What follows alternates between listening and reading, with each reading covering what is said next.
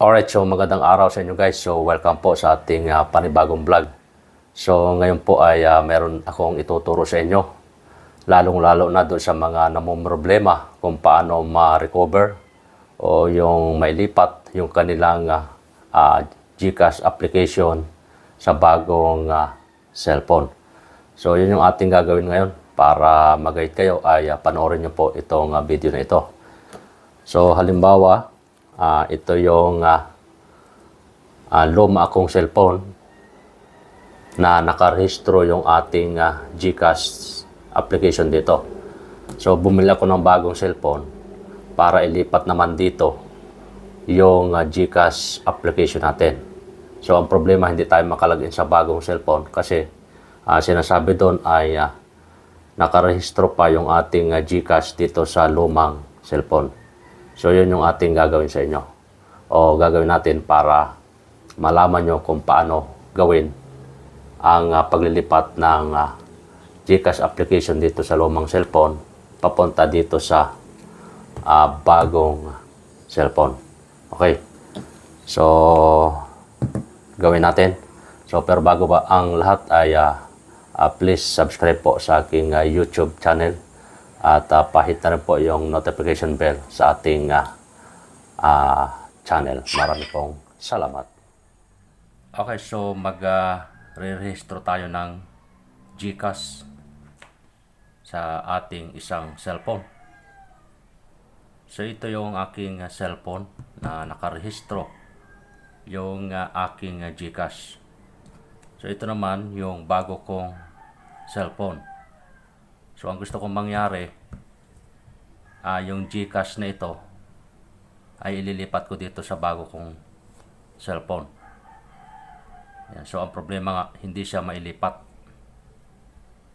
Kapag naglalagin ako dito ng GCash ko, ayaw maglagin. Kasi ang sinasabi ay nakarehistro daw sa iba pang cellphone yung aking GCash.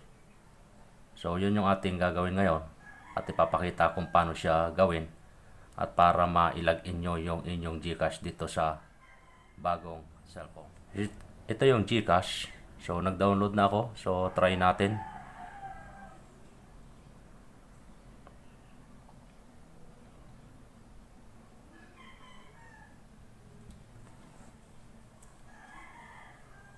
Okay.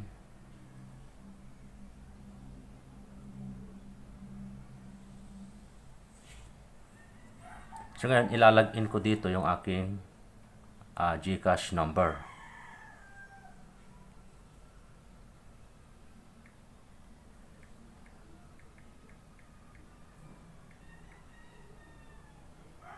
Tapos i-go ko siya. Tapos pindutin natin yung send code. Siyempre nandito yung GCash number ko sa isang cellphone. Kaya yung verification code ay dito mapupunta o dito marireceive.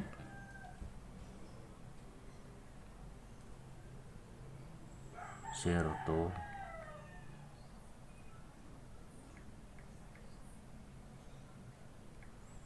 Okay, so naipasok ko na yung verification code. So ngayon, gagawin ko naman ay maglalagin ako. Papasok ko yung aking PIN number sa aking GCash. So kapag ipasok nyo na yung PIN number ng inyong GCash, so ito naman yung mangyayari. Yan, so ito yung magpapakita. Ito sinasabi, may access ka pa ba sa lumang phone o lost, stolen or damaged phone. So mamimili kayo dito. So sabihin natin ay ilagay natin may access pa tayo sa lumang phone kasi ililipat lang natin yung ating GCash account. Yan. So ito yung laging lumalabas. Kaya ang mangyayari ay pipindutin natin itong help me register phone.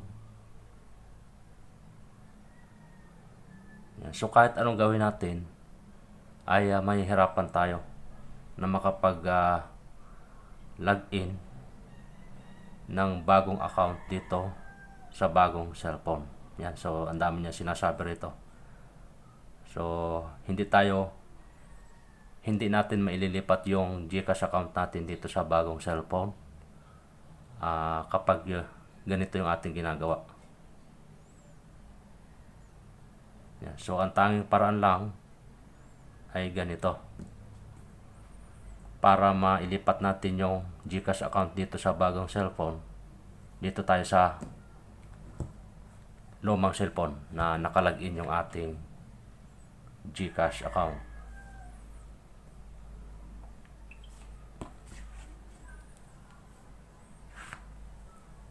So ngayon, punta tayo doon sa ating GCash. So kailangan natin magpalit ng bagong cellphone, kaya yung mga application ay ililipat naman natin doon sa bagong cellphone. Kasi ganon yung gusto natin mangyari. So ang problema, hindi tayo makalagin. So login lang tayo.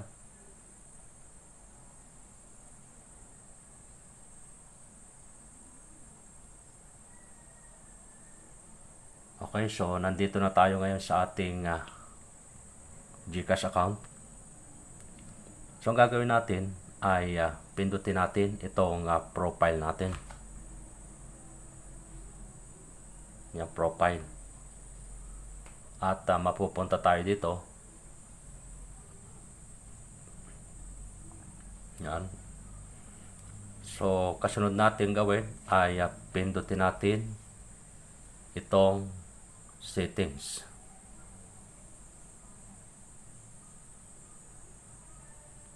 Alright.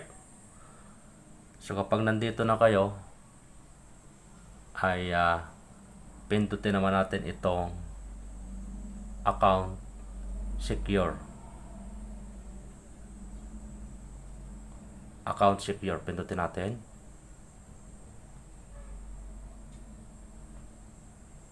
Alright.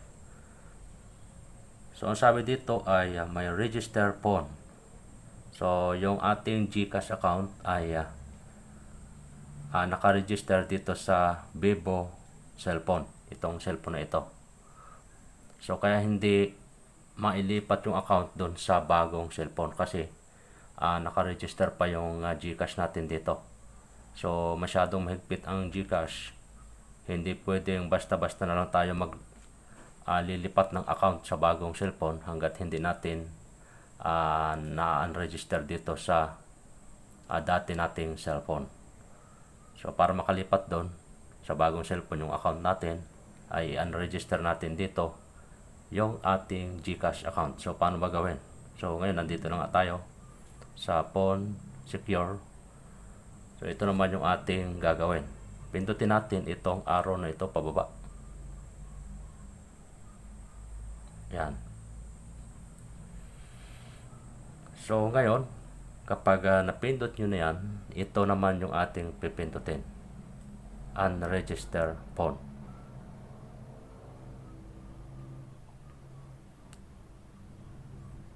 Yan. So sinasabi dito, you are about to unregister. So ngayon, pindutin natin itong yes, unregister.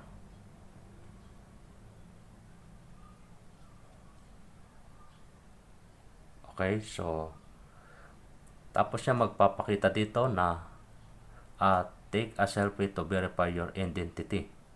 So kailangan nating mag-selfie dito. Yan, para ma-verify ni GCash na ikaw nga itong nag-unregister ng iyong GCash account dito sa cellphone.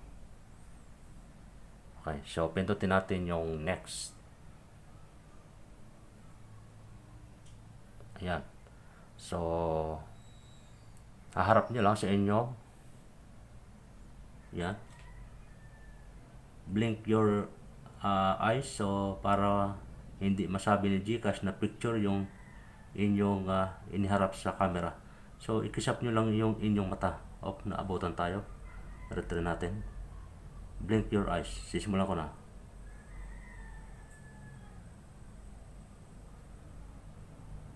Okay, ayun. So, naging successful yung ating unregister sa ating GCash dito sa lumang cellphone. So, pagka ganun, okay na yan. Ayan, so nag-text yung ating GCash. Hi, this confirm that you have unregistered to your Vivo from your GCash. Okay. So, kapag ganyan, ay pwede na tayo lumipat dito sa bagong cellphone. So, dito natin i-register yung GCash natin. Okay, kung ano yung GCash number nyo, ilagay nyo dito.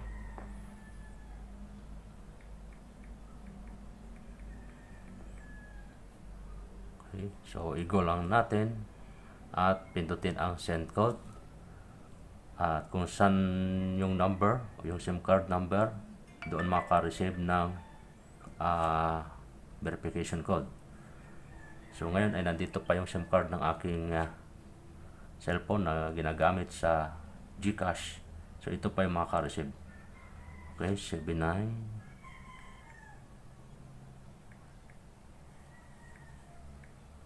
Kapag nilipat na natin yung SIM card dito na sa cellphone ito, maka-receive ng verification code.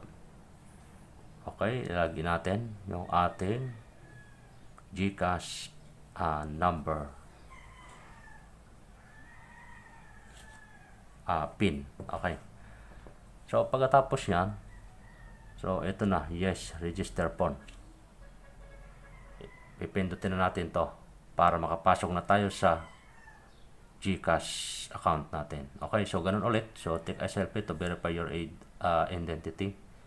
So, para sa katunayan, ikaw talaga itong naglilipat ng account sa bagong cellphone. So, pindutin natin yung next. Okay, ganun ulit. Blink your eyes. Oh yeah, so okay na siya. Go to dashboard. Alright.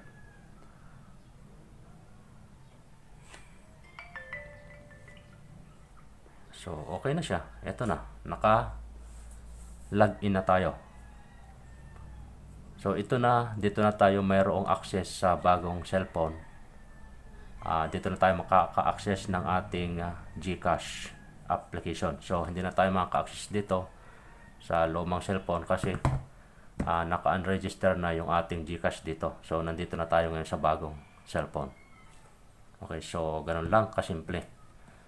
So, kung ang problema nyo ay nawala yung inyong cellphone o nasira, so may ibang way po dyan para gawin kung paano ma-recover yung ating GCash account sa mga nawala nating cellphone.